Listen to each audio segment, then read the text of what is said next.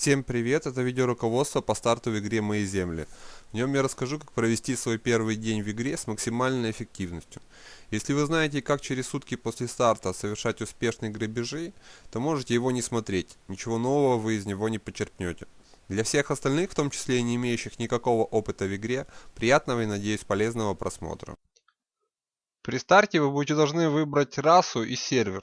Я уже играю некоторое количество времени, поэтому выбор серверов у меня ограничен. Я выберу Ярумию, это шахтерский сервер, а более подробную информацию об отличии серверов вы можете найти на форуме и в энциклопедии. Я не буду на этом останавливаться.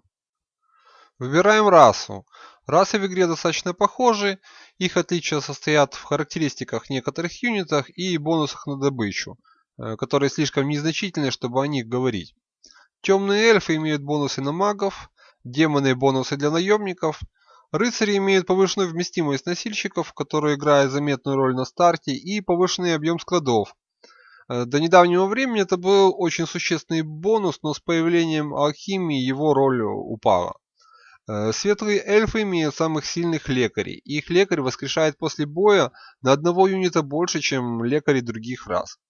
Я выберу темных эльфов, расу, бонус которой позволяет быстро и дешево создавать фракцию на обмен и раскрывается на сюзерене.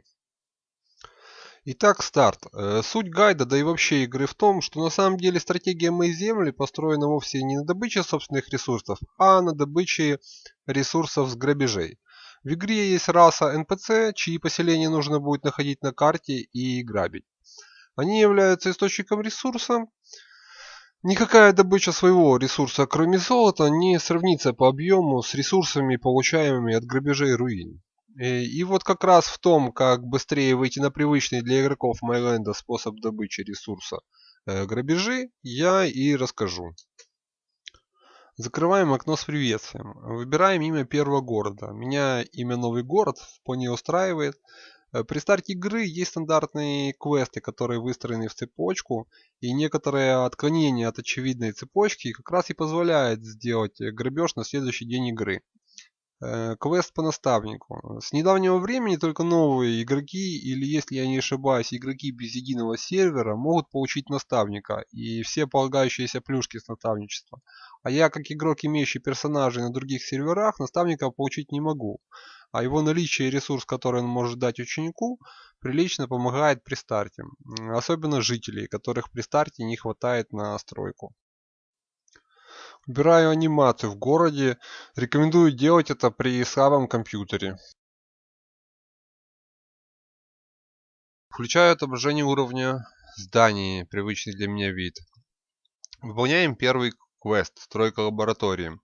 Выбираю сразу для изучения науку строительства первую в дереве наук. В игре есть скрытые квесты, один из них я сразу активирую и выполню. Выбираем в строящемся здании строителей на 0, кнопкой ОК сохраняю изменения.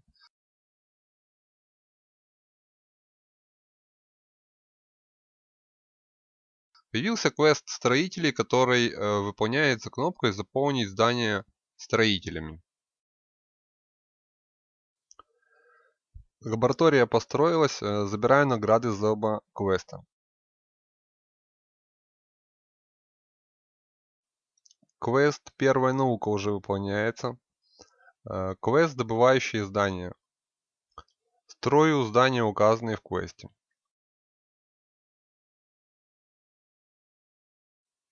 Тут есть еще один скрытый квест.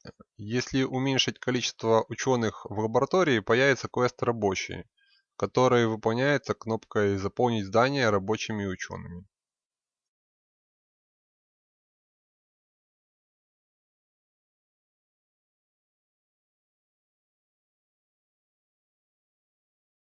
Забираем награду.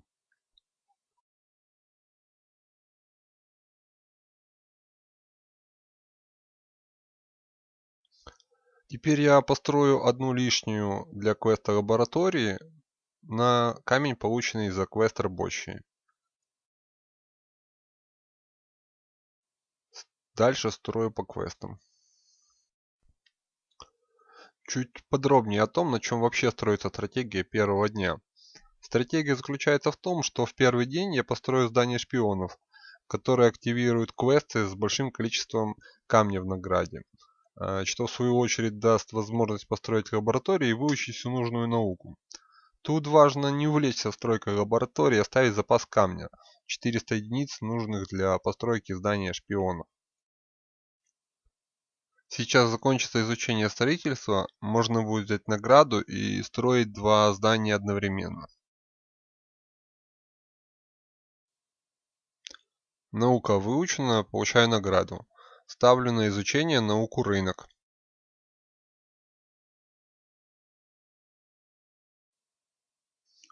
Квест, добывающий здание, завершен. Забираю награду. Строю по квесту торговые лавки в количестве 2 штук.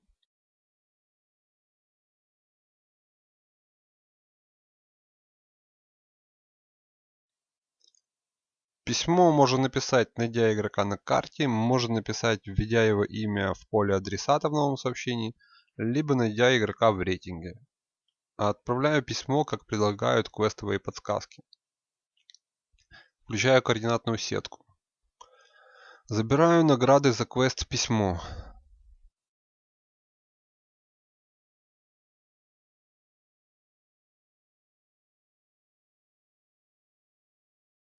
По квесту архив перемещаю до сообщения. Архив позволяет хранить сообщения неограниченное количество времени, а все остальные удаляются через 4 дня или по заполнению лимита размером в 1000 сообщений. Беру награды за квесты торговой лавки и архив.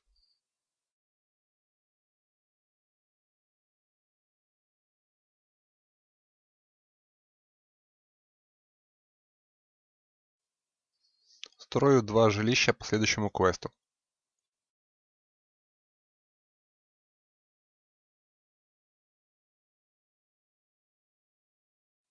Получаю награды по квесту жилища.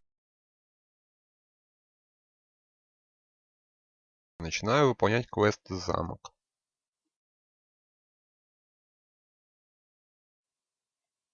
Построился замок 2-го уровня. Количество доступных клеток в городе увеличилось. Получаю награду. Появился квест рынок и квест на 3-й замок. Начинаю строить 3-й замок.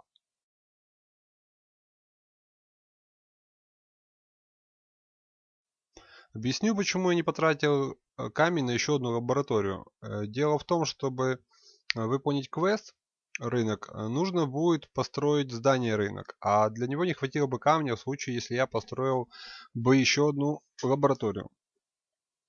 Делаю квесты, которые появляются после начала строительства 3-го замка. Квест энциклопедия.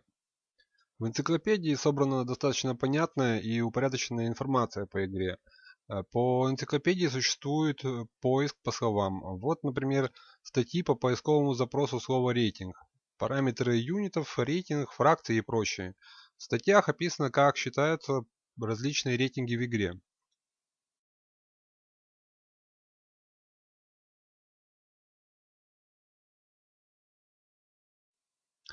Получаю награду за квест энциклопедия и перехожу к выполнению квеста форум. Награда за него весьма кстати. Население ускорит строительство замка. На форуме можно почитать, можно пописать. На каждого игрока тут найдется интересная тема. Получаю по квесту нужных нам строителей, которых уже известной кнопкой отправляем на стройку.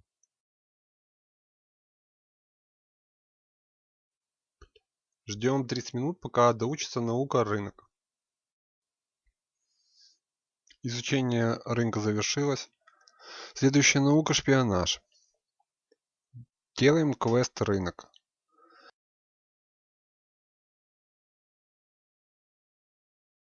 Для того, чтобы ускорить его постройку, выгоняю строителей из замка и заполняю строителями в здании рынок по максимуму. Излишек отправляю на стройку замка.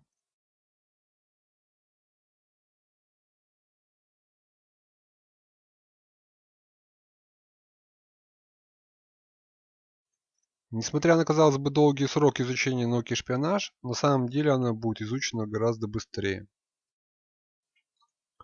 Рынок построен, берем награду. Делаю квест на продажу ресурсов. Не забываем забрать дерево из рынка после выполнения, потому что многие забывают его забрать, а это ресурс и в количестве играющем роль. Выполняю квесты. Полученные ресурсы за квесты трачу на лабораторию. Вот прошло чуть больше 2 часов, заканчивается стройка замка. Получаю награду. Теперь я построю еще лаборатории, оставив 360 камня с тем расчетом, чтобы когда у меня закончится учиться шпионаж, я построю гильдию шпионов, на которую требуется 400 камня. Одна из особенностей тактики заключена в том, что я не буду строить 5-й уровень замка. Если выполнять все квесты на стройку, открытие ворот затянется дня на 3-4. В случае, если не использовать доступное на любом этапе игры мгновенное завершение стройки за черный жемчуг. Построили все лаборатории, время изучения сократилось, и через 3,5 часа можно будет строить гильдию шпионов. При добыче 20 камней в час мы без проблем к сроку будем иметь нужное для стройки здания количество камня. В замке собрана статистика добычи и вместимости ресурсов. Я повторюсь, добыча ресурсов за исключением золота в золотых городах у любой расы не имеет значения на фоне добычи с руин. Приведу пример эльфийского золотого города, добывающего золото в заметном количестве на фоне фарма руин и не уступающего городу рыцарей, хотя последние имеют бонус на добычу золота. Вот примерная застройка золотого города. Добыча 34 тысячи золота в час. Город до конца не отстроен. При всех зданиях в 7 уровень и архитектуре за 1000 черного жемчуга он будет давать больше 40 тысяч в час. Что уже вполне сравнимо с добычей с руин. 5-6 руины дает 300-360 тысяч золота, а такой город примерно равен 3 руинам в сутки. При 5 золотых городах почти 5 миллионов золота в сутки, что вполне приличная сумма.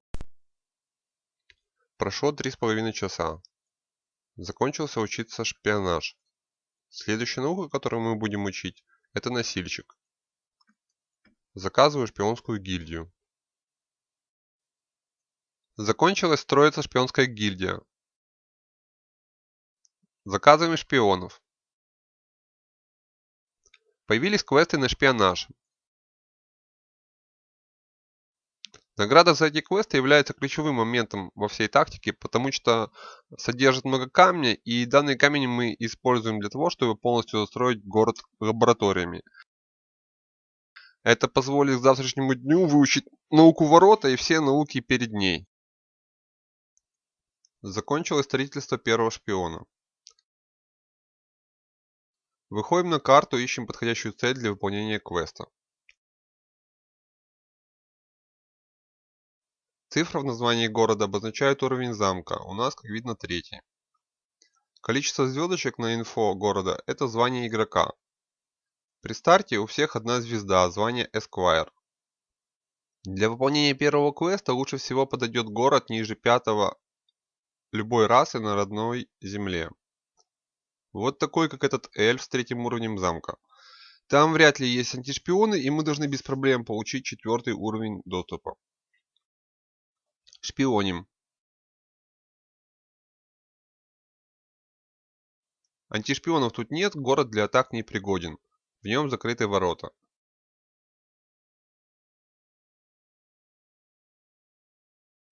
Получаю награду за квест.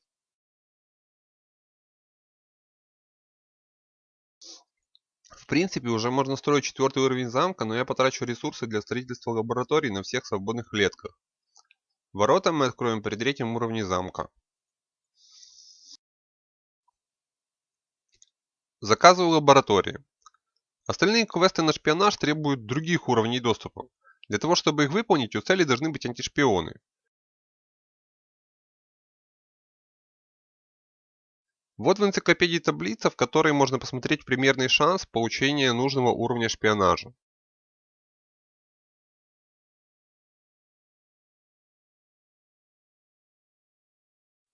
Одного шпиона мало, чтобы пытаться выбить нужные уровни, скорее всего он просто погибнет. Камень благополучно потрачен. Приступая к оставшимся квестам на шпионаж. В идеале для такого квеста подойдет молодой игрок, который недавно открыл ворота и имеет небольшое количество антишпионов. При открытии ворот игрок может взять защиту древних на 2 месяца. Она будет отображаться в городе щитом в верхнем правом углу.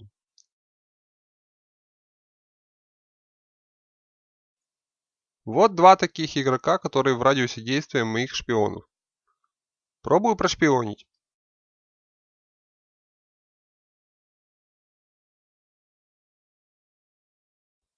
Как видим, антишпионов в этих двух городах нет. Теперь остается только ждать, пока шпионы достроятся, и пробовать на более старших игроках.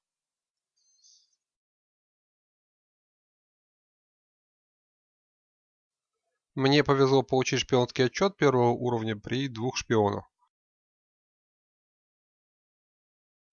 Получаю награду и строю на оставшихся местах лаборатории.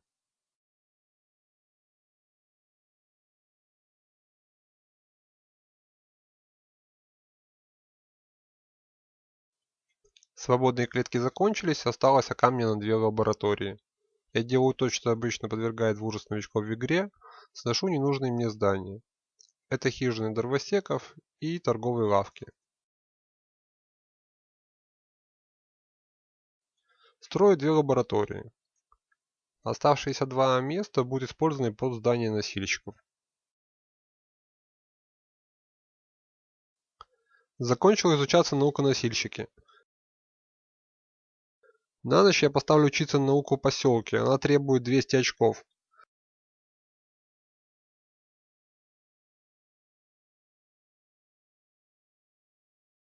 На остальные проходные науки к воротам нужно 300 очков, которые я изучу за 3 часа 20 минут.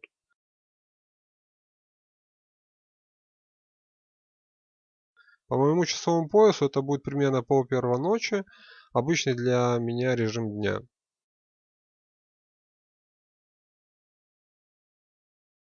Запускаю стройку зданий носильщиков и науку укрепления.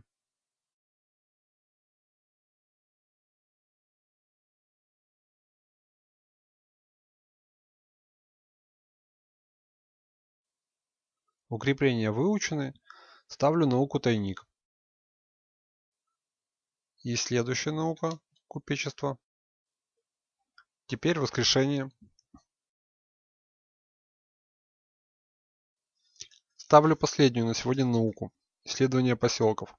Особо целеустремленные и заинтересованные в успехе личности могут поставить себе будильник на ночь и переключиться на изучение ворот, а я предпочту поспать. Наступил следующий день. Ставлю в изучение науку ворота, которая изучится через 3,5 часа. Заканчивается строительство второго здания носильщиков. Заказываю носильщиков. Наука ворота изучена. Награда за открытие ворот – это защита древних на 60 дней на шахтерском и на 14 дней на боевом сервере. Что 60, что 14 дней более чем достаточно, чтобы успеть построить собственную защиту. Открываю ворота.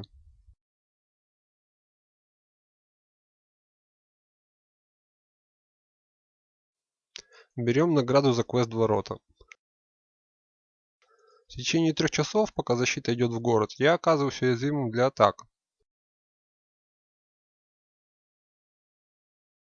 Это причина, по которой я придержал награду ресурсов за тайник.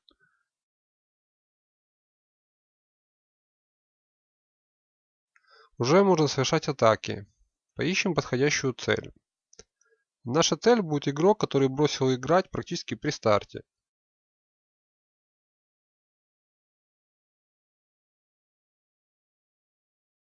Вот, например, этот город эльфа с 3 уровнем замка похож на то, что нам надо. Шпионим. Видим город, который имеет открытые ворота.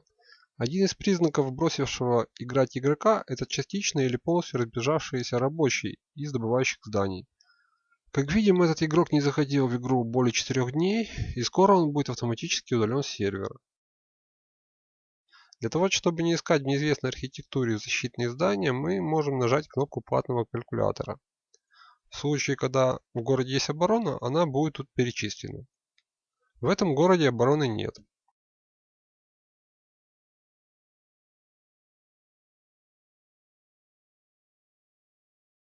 В принципе, мы можем уже сходить в атаку, но у нас мало носильщиков. Они не вынесут значительного количества ресурсов, поэтому я пока подожду. Следующей наукой я поставил шпионаж, для того, чтобы увеличить радиус шпионажа и иметь возможность находить больше целей. Я нашел в округе 3 цели. Сохранил их отчеты.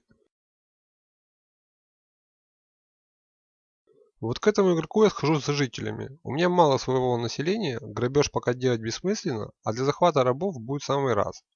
После того, как я построю 50 носильщиков, появится квест с заданием грабежа, за который я получу еще 200 носильщиков. Подходящих целей вокруг весьма возможно больше, но пока я стараюсь не шпионить города с более развитыми игроками, чтобы поберечь шпионов.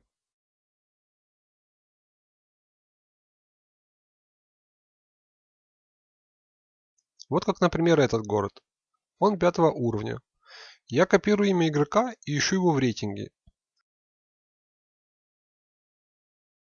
Видно, что у игрока есть какая-то армия. Есть вероятность того, что у него стоят антишпионы, да и я своими носильщиками ничего убить не смогу. Вечер второго дня. У меня уже 62 носильщика. Я сделал захват рабов с 2 городов. Появился квест на грабеж. Заказываю еще носильщиков. Выхожу в атаку на грабеж на один из городов, который я атаковал днем. Ресурсы с грабежа я получу далеко не все возможные, поэтому полноценный грабеж начнется после того, как я возьму награду по квесту. Вот осталось несколько секунд, и я получу 200 носильщиков. Одно поселение нельзя атаковать более 2 раз в сутки, поэтому на этот город я уже не смогу сегодня сходить. А на вторую цель у меня есть еще одна атака. В 20 часов по серверу открываются ворота в покинутых городах. Я уже обследовал потенциальные цели, к сожалению, новых не появилось. Вот этот город доступен для грабежа. Как можно видеть на калькуляторе, у него 2 укрепления, и при атаке я потеряю 60 носильщиков. На данный момент я не могу позволить себе такие потери, но в ближайшем будущем подобные цели буду грабить. Ресурс ограбления окупит потери. Вот произошел грабеж, беру все награды за квесты.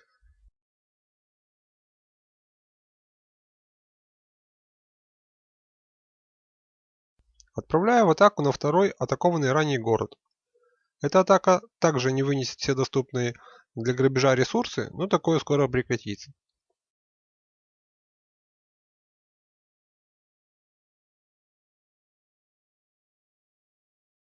Через час выучится еще один уровень шпионажа, что увеличит потенциальное количество целей.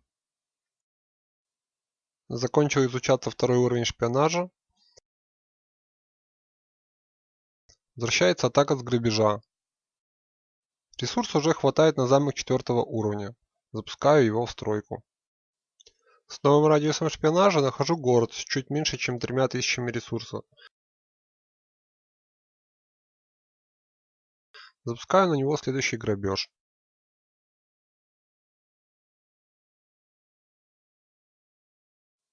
Вернулись войска с ресурсами.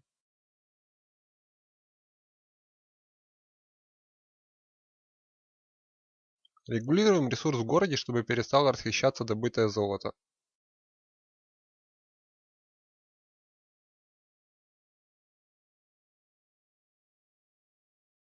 Из сохраненных шпионских отчетов выбираю подходящую цель. Тут можно награбить около 10 тысяч ресурсов. Отправляю на грабеж.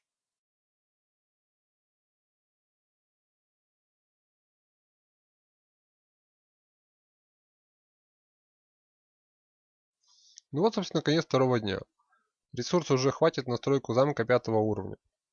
Изучается картография. На этом гайд можно считать завершенным.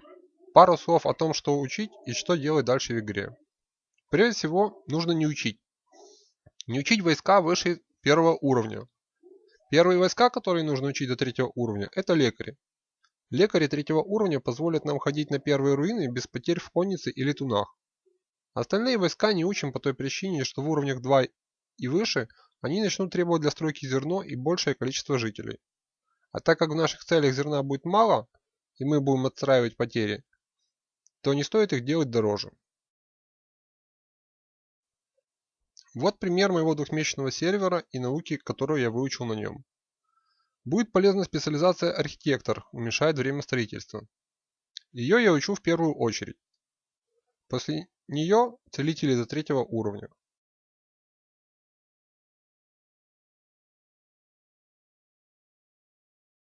В принципе, за время промо-периода можно изучить и поставить 4 города, что даст неделю бесплатной подписки. Я такое делал когда-то в порядке эксперимента на Гристоре.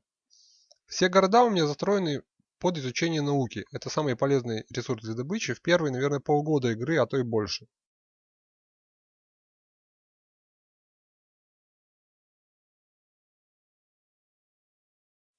Примерное войско для атак первых руин. В принципе, можно ходить на первые руины вообще без лекарей. Чуть больше зданий для войск и потери можно будет вовремя отстраивать. Про систему боя не буду рассказывать подробнее, информация о преследователях есть как в энциклопедии, так и на форуме.